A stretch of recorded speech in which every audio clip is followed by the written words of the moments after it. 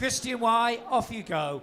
We're looking forward. Right, tell us a little bit about you very, very quickly. Off you go. I'm a food designer and a chef. I am creating food concepts around sustainable products, local products, healthy products, and organic products. And I have here the principles, Dutch cuisines. Yep. And there's a brochure out there that tells you all about this, isn't it, that people can have. And that's cuisine. It's the 5 principles are based on the ideology of SVH, Master Chef, blah, blah, blah. Culture, health, nature, quality, and value. So fantastic. There's a Dutch cuisine. When people ask me, is there a Dutch cuisine, they always think it's about cheap products, but it's not. It's about healthy, natural products, fresh, no artificial ingredients. And the Dutch culture is one where we adapt. We have always been adapting to the world because we were traveling around the world as traders, and we adapted ourselves many times. So in the Dutch kitchen you see a lot of influences from all over the world, but we still have really nice old recipes from Holland. And the nice thing in Holland is that everything is fresh. If you look at the booth downstairs, that's from Holland. We are one of the biggest exporters of vegetables and fruits, and especially vegetables. And that's the Dutch cuisine. So real nice ingredients, with not too much ingredients in your recipes. So where other chefs are creating dishes with a lot of ingredients, we try to keep it simple. So you let the natural ingredients speak for themselves, really. Yeah. The Dutch is about not simple, but simplicity. So we call it eenvoud. Eenvoud. So while you're doing this, just tell us, have you restaurant, everything? Tell us about all of that.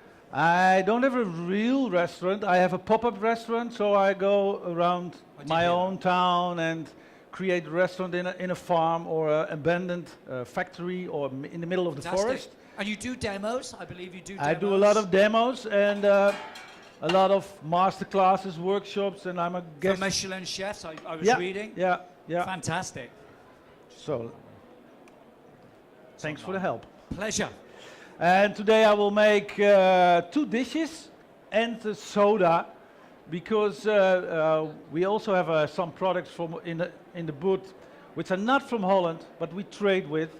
So they asked me to work with pineapple, and I have some pineapple here, and of course it doesn't grow, but as you told before, I'm fermenting everything, and there's this really nice South American soda which is made with pineapple and a live microorganism who is creating the bubbles in the soda. So you will be tasting it, and I've mixed this, so I made a starter with this pineapple, and I mixed this with pear and apple juice to make a really nice soda. Sounds delicious. Sounds really and nice. I make 2 dishes, and those are inspired by old Dutch recipes. I have this book which is exactly 100 years old, from 1918. So it's exactly 1918. So it's exactly 100 years old, and there are some really nice Dutch dishes inside. And I made them into a new dish. So one of them is with sauerkraut, but not with. I'm not going to make them with sauerkraut made out of cabbage. Normal sauerkraut is made with white cabbage. A little bit lower. While you're doing this, can you just tell me about this? I haven't looked at it yet. Tastes like Dutch. Tastes like Dutch. That's an inspiring book with some of the Dutch chefs who are as ambassadors for the Dutch cuisine as me, and also Dutch designers. So fantastic. There are some Dutch designers creating really nice plates and bowls. And actually I took some plates and bowls with me from a Dutch design. And I ceramics. did see them out the back. Were they the ones which you were putting out the back? Fantastic. Yeah. So, tell us. This first dish is not, it's with sauerkraut, but I make the sauerkraut from the leaves of the cabbage, from the cauliflower. Normally everybody throws this away, but you can eat it. But you can eat it, and if you slice it very thin, you can make a really nice sauerkraut. I was reading that you don't waste anything, do you? Not much. Very little, shall we say. Yeah, I try to find new ways to work with, to use the products which we normally trash. Yes, yes. So if you want to make sauerkraut of this, sauerkraut is a naturally fermented cabbage. So you mix cabbage with salt, and what happens is that all microorganisms you have on the cabbage, they will die, except for the lactic acid bacteria, because lactic acid bacteria can handle a lot of salt. So when you do this, when you mix it with salt, the lactic acid bacteria will create lactic acid, of course. And this makes the cabbage sour. Oh, right, okay. And it will be finished in 1 week. So, but you can do this with all kinds of vegetables. And the So nice thing, sauerkraut, sorry to interrupt you. When you've done this, how long would this last once it's been for would you ages, say? thousands of years. Thousands of years. As long as it's sour, it's always safe. The lactic acid bacteria creates lactic Okay. acid too, and which is a natural preservative. So a lot of people do, I think they wonder about, you know, fermentated, when the food is fermentated, how long it will keep for a lot of it. How long does it last? As long as it's sour, and if you want to check it, if it's a pH of 4.5 or lower, it's always okay. So as long as it's sour, food is always Okay, cool. because the next dish, the second dish I will be making is with sour milk, and everybody thinks that sour milk is dangerous when you take the milk straight from the cow, raw, and you leave it to ferment. It gets thick and sour, and now in 2018 we think it's unhealthy, it's a risk, it's Yes. bad. You go sick, and eventually you will die. But this is not true. If you look at the old books, in the European cookbooks, they made sour milk like this. Just Okay, take the okay. cow, take the milk, leave it for 2-3 days outside the fridge, and it will become a natural yogurt. Okay, it's quite fascinating, really. It is, it is. So with these tomatoes then, what are you doing now? What's the aim of that? What's the plan? This is a part of the dish with the sauerkraut. Right. So what I'm showing you now is how to make the sauerkraut. Yep. But of course, you need more than only sour cabbage. So the dish is with potato creme, which is in the oven. Right here. Let me check the temperature. And this is also a very simple potato creme. This is only potato with butter. Real nice butter Okay. from a farm near my house. It's an organic butter from an old type of Dutch cow, which we call a blaarkop, which is a really nice cow with a white stripe on the Okay. head. So this they is must love you. Are you using all the local produce from around you? And Yeah, which is yeah. fantastic. It's fantastic. When I started this, people thought I was crazy because Holland doesn't have nice produce. And now a lot of chefs come to me and want to And learn. they want it. Yeah, they want yeah, to yeah. learn how it works. So you just, when you cut it very thin, you mix it with a little bit of salt, squeeze it. so that's salt. What type of salt is This it? is natural sea salt. So this is Okay. from France, Okay. which is just scooped from the beach. Okay. So you see that it becomes wet, and that's what we want. And now when you put it in a jar, A bowl or a something. bowl, yeah, the small ones, okay. When you put this in a jar or in a bowl, or when you make large quantities, you put it in a bucket, and you put something heavy on top, and you just wait for minimum 3 days with room temperature, and you will see that this gets sour immediately. So So that's quite simple then, really, isn't it? To do it's that really bit. simple. It's really simple. It's good. No. And you know what was nice with sauerkraut and all other fermented Yes. vegetables? Before our ancestors discovered this, they had a lot of problems at the sailing ships to the Far East with scurvy, which is the disease Scurvy, of you have not enough vitamin C, and a lot of people died on the way to India and Australia because of this disease. yeah. And when they started using sauerkraut, the problem was over because Ah. the vitamin C is conserved very, very good with this. Oh, that's interesting. So with the sauerkraut dish, I have this tomatoes from Holland, which Very I bake a nice. little bit. And the Dutch cuisine is also about using less less meat and fish. We have this 80-20 rule, we call it. And the dish should be not more than 20% meat or fish, and 80% should be vegetable or grain or something from the. Really, that's good. Good rule. That's a nice rule, and we have the same rule for using local products. So it should be 80% Dutch, and not more than 20% from outside Holland. It should be 80% from the season. So Yeah. we don't want strawberries with Christmas. No. Every chef who's an ambassador for the Dutch kitchen, Dutch cuisine, is not allowed to They use have to know strawberries. this. at They have to know this. Christmas, Well, I eh? think that's good. I think that's good for the industry, and it's good for people to eat the best food when it's Yeah. available. Makes sense. If you want to make simple dishes, simplified dishes, you need flavors. Yeah, you you need do. products with a lot of flavor. Yeah. If you don't, you have to use a lot of artificial. Yes. And And I've got to ingredients. admit, I mean, I travel a lot like you, and I see chefs use a lot of things that are out of season. So using it in season Yeah, makes a lot of sense. It really, really does. yeah. The product is best. Like the asparagus right now, those are best at the moment. Yeah, definitely. So, okay, so you got your sauerkraut and your tomatoes. So you've cooked those very gently, really, for Yeah. quite a while. Lovely. So what I will be doing in this, I made a simple sauce of cream and juniper berry, because juniper berry is one of the berries which is growing a lot in Holland. All right. It's forbidden to forage it, Okay. to take it from the forest, but Yeah, yeah. if you don't tell anybody, then I won't. So I have this only with juniper berry and a little bit of salt. Yeah. So I'm going to use a little bit of fish, and this is herring, Nice. but this is smoked herring. Can It's I try? Yeah, you can try. This is a typical Dutch product we call bokking. Delicious. It's smoked, something like smoked mackerel. That's lovely. Actually, I prefer that. I shouldn't say this. Being, I'm Welsh, I can get away with it.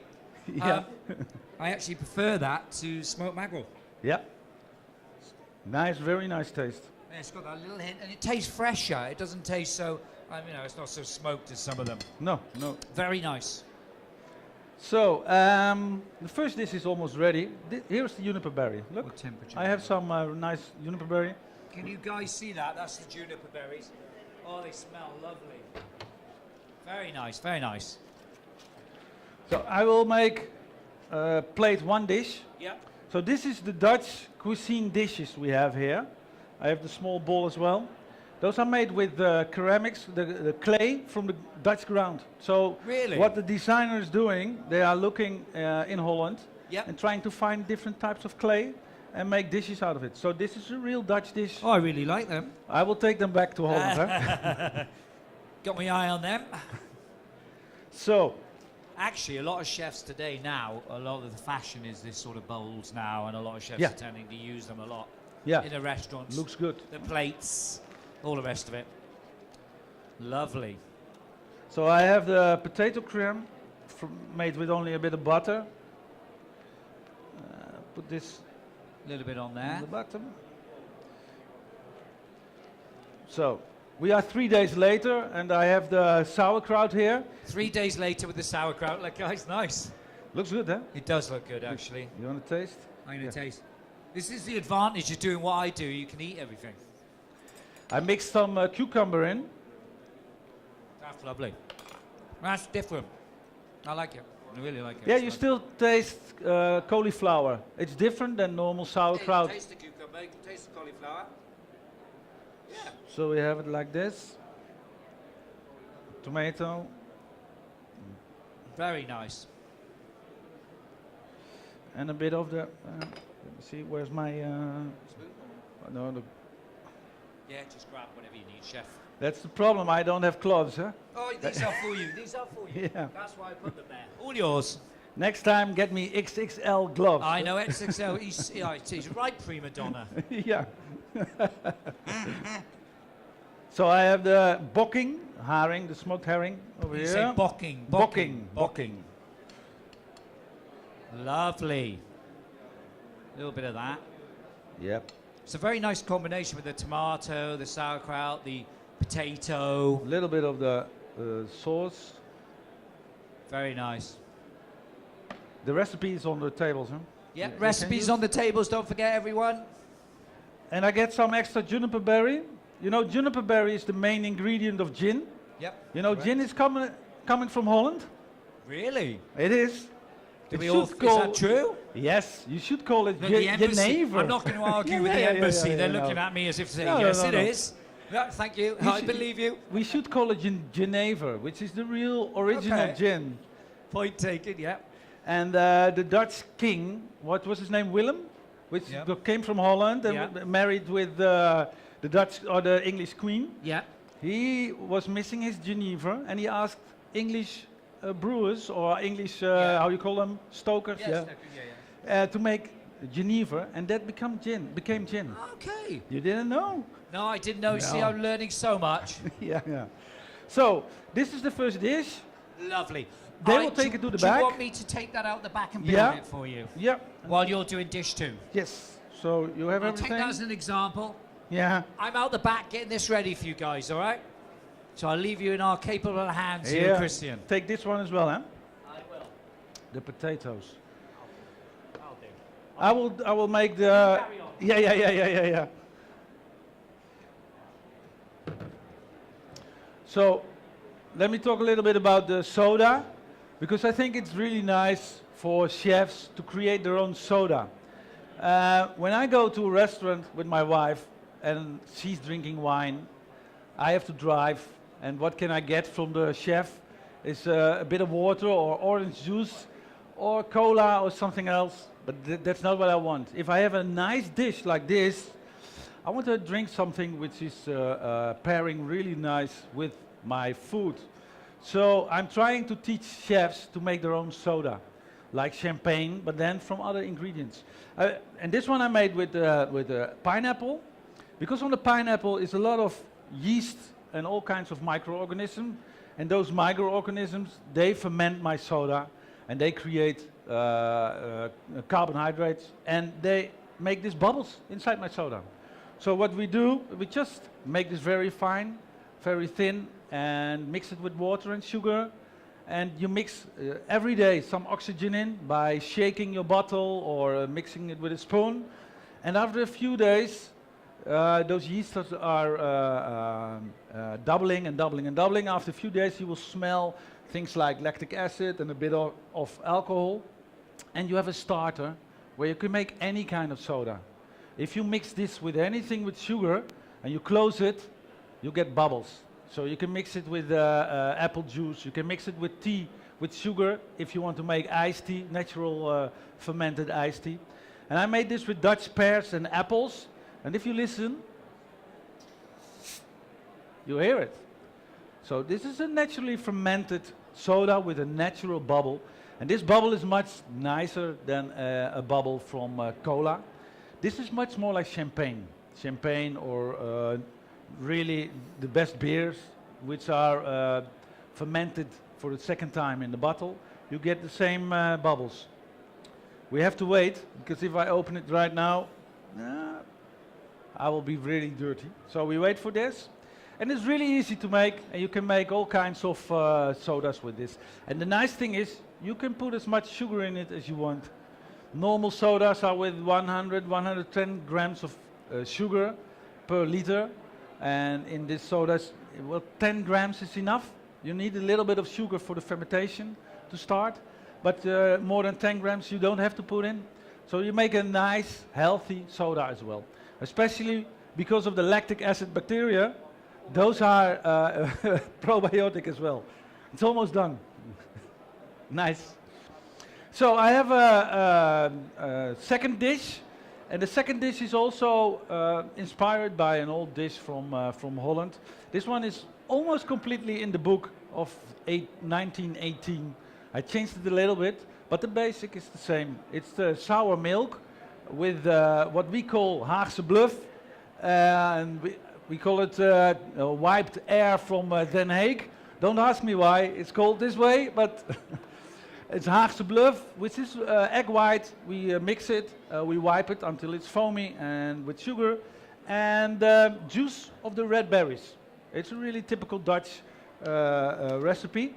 And I give this with the sour milk and some strawberries. I hope the strawberries are still there. Yeah, with the Dutch strawberries, which are really nice, flavorful right now. And some, because I like to forage things from the Dutch countryside, I took some pine needles, and those are from the Douglas fir, and you can eat them. If you see a fir right now with the nice, fresh green needles, you can use them. They taste like a little bit like lemon, and they have a lot of vitamin C, so they are healthy.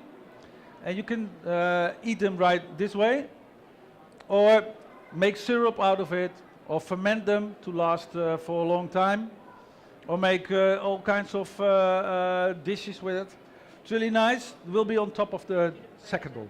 No, not for this one yet. Not that one. No. This will be the second one. Okay?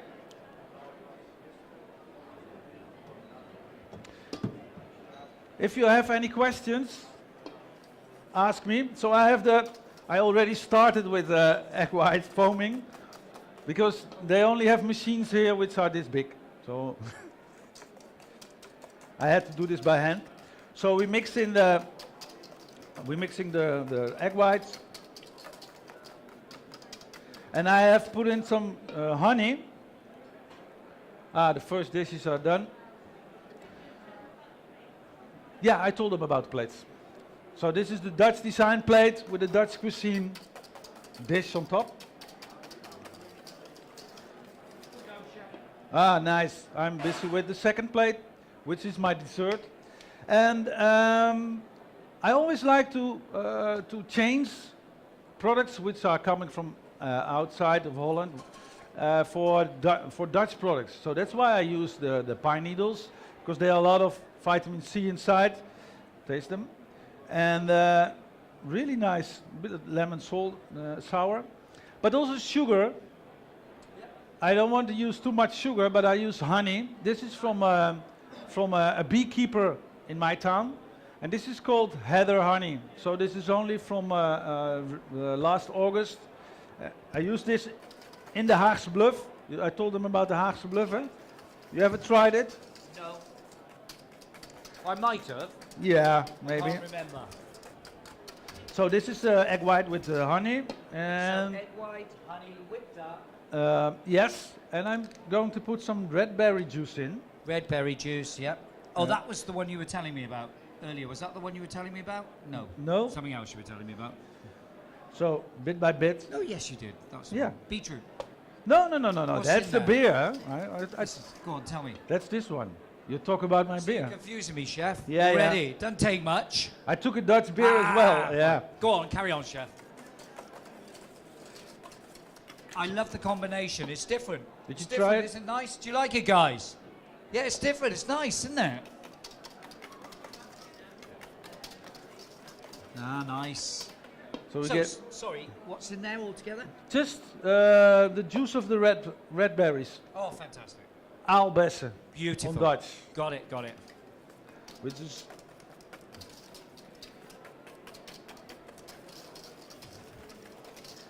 Do you want me to whisk that for you? Yes, While you you're can. doing your talking. yeah. Okay. So let me put some more juice Do you in. want it thick? Do you want it ribbon? What do you want? Yeah, thick, as thick as possible. Make it hard for you, huh? I don't mind. You carry on. Yeah. So the Dutch cuisine is about the fresh products. We use no artificial ingredients. We use quality products from the season and healthy products. The Dutch cuisine is more and more about health. You heard it this morning at the breakfast, that health, a good health starts with fresh fruit and vegetables. And I think that's true. If you look at the old days, in the old cookbooks, they didn't use a lot of vegetables, because vegetables was mainly for the poor people, and it was something which was not healthy. 200-300 years ago, they thought that vegetables were not healthy, and that you had to eat a lot of meat to keep your good health. But now we know better, and I think it's a good thing about the Dutch cuisine that we promote this. So this dish, I'm going to show you how we make it. No, in the little bowl. So I will show you one. And I took some typical Dutch thing with me. We call beschuit. That's a difficult word for you, hè? Beschuit. Which is, which is really nice with the yogurt and the Haagse bluff, because it gives a little bit of crunch to the dish. So, what is the bread, obviously? It's a type of Dutch bread where we bake it twice. Yeah. So they make with yeast and flour and a syrup called beschuit syrup. And they make this ball like this big, and they slice it and they bake it again, and you get this. And we eat this when the baby is born. Okay. This is a typical Dutch thing we eat when a baby is born, and when it's a boy we put some blue sugar balls with anise inside, Yeah, I got it. and when it's a girl it's pink, of course. Is it okay? I wish I'd never said anything. So, now the most important thing of the dish, next to the strawberries, of course, is my sour milk. I've created sour milk, and it's really easy. Just go to a cow, take his milk, put it in a bowl like this, and leave it on the counter for 2 days, or 3 days, or 4 days, depending on. I think you're done. Yeah, you give it to somebody else. Yeah. So when you leave the when you leave the milk for a couple of days on the counter with room temperature, what happens is the lactic acid bacteria inside the milk, which is coming from the cow, will make it sour and thick.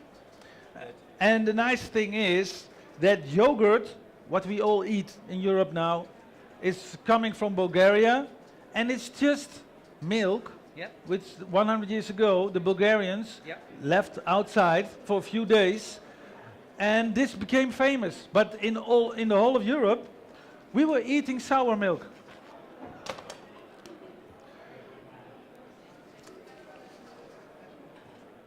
Let me take another bowl. How much time do we have left? Yeah? Yeah. Looks good. So let me see. What about my soda? Thank you very much. I think it's great. We are going to try the sodas. Yep. So let me taste before you do. I don't want anybody to get sick. Look. Still. This is great. It's like our own You, private you, party. yeah. If you shake it before you open it, you have a nice party. Yeah. Yeah. Let me taste it. So, yeah, I'm happy. I'm happy. Really happy. So there's no alcohol in this, is there? A little bit. Because of the natural fermentation, you get less than 0.5% of alcohol. So, the last bowl, I was busy with my sour milk. So I have to make it a little bit more thick. I put my sour milk in a cheesecloth to let the liquid come out. So this is raw fermented milk. If you are pregnant, don't eat it probably, but I think it's okay. Again, what I said in the beginning, when you ferment something and it's sour, it's always safe to eat. I'm working a lot with Wageningen University. I don't know if you know it, but Wageningen University is one of the biggest food universities in the whole world. And I'm doing a lot of things with the fermentation department of the Wageningen University. Call it again, just to make sure I got it right. This is the pineapple pear apple soda with a little bit of juniper berry. Juniper berries. Yeah. Yeah. Looks lovely. So naturally fermented. So Naturally try my fermented. sour milk. I am. I'm going to try everything. I think you're lucky because this is the best one I ever made. It's really nice. You have more spoons? Oh, okay, I see. Okay. Yeah. They need to get them more. Oh, nice. There. Nice, huh?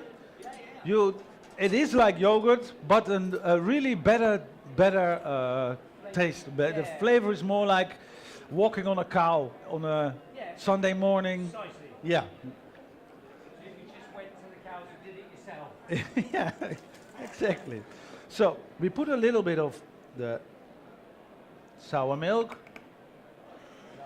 Yeah, let me do it this way. A little bit. Oh, there they are. Okay. Ah. No. I've got to do something, don't I? Yeah. You've got to keep me busy, chef. I will. I know.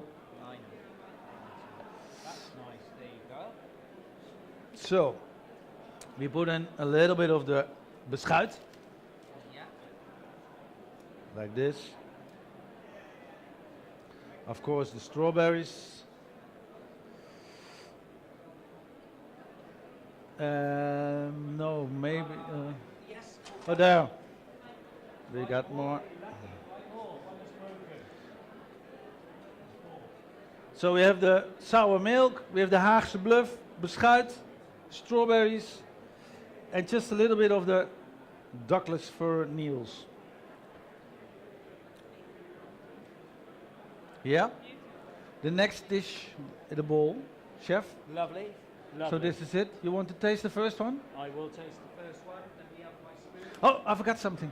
I forgot something. Wait. And I'll build those out the back for you to try as well, okay, everyone? So you can Wait. sort them out. I'll do. It won't I take need too long. just a little bit of extra honey. The honey looks lovely. It's heather Heather. from my own town. Really lovely Yeah. honey. And if you use things like this, you don't have to make for desserts all kinds of syrups or flavors, because there are a lot of types of honey and every honey has its own flavor. Right. This is natural. This is the Dutch cuisine. For me. That's for you, eh? You will make some more. I shall do that for you, chef. Yeah. You want me to help? You can get the bowls over here and we do it. So any questions about the Dutch cuisine, the recipes? You can take the recipes. There's also this book. There are, I think, 3 copies of the book where you can look through with some other Dutch ambassadors, the chefs from Holland. And there's the manifesto. And take the newspaper as well. Once in a while we print this newspaper about the Dutch cuisine. And we hope that in 5 years from now, everybody in the world knows about the Dutch cuisine. And that we are here for fresh products. And we use this to create the best dishes we can. Thank you for listening. And have a nice day. Thank you. Yeah, you have more? I'm building them up. Big round of applause. Come on. Yeah. Oh, hey. Thank you.